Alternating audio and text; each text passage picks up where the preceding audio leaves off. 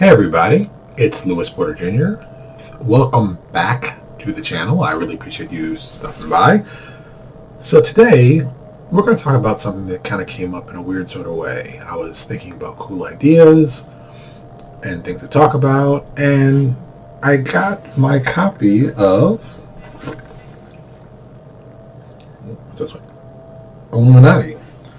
And I was like, well, I really did like this series. I really thought it was kind of a great idea. So what made it a great idea for me was the basic idea that getting all the heads of important and powerful superhero teams together to talk about conflicts going around. And it's funny because it's such a simple concept. It's so just easily thinkable. I mean, why would you not do that? That happens in the real world. But in comics, no one had ever done that.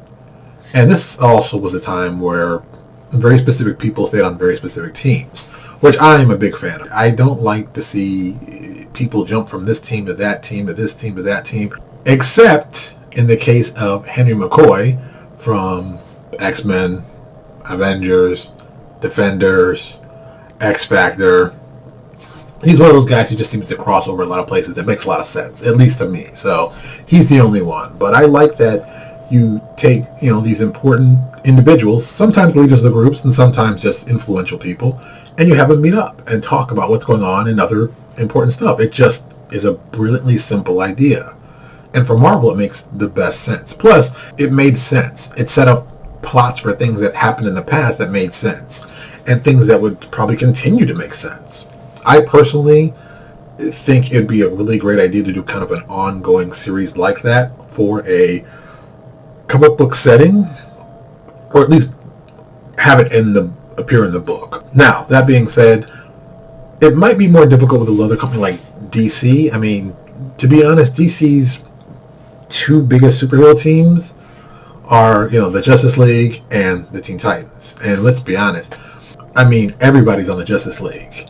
And there are smaller teams, but the Justice League is pretty big. Saying that, the Avengers are kind of big, but they also try to keep the numbers somewhat reserved when necessary. So it's one of those situations that it's tough to do. And it works well for Marvel, and I would, and even for myself and my small little role-playing game company that we're doing for superhero stuff, Amazing Universe, we've copied this idea, and we have an organization very similar to the Illuminati that we developed from the initial concept of it. So I think if you're going to build a superhero-based world where you're going to have more than just one team. Some people do like one book with one team, and we're doing lots of teams in a big world, and we're playing into that. So it's like, set this up in advance. It's a great idea to steal. And, don't get me wrong.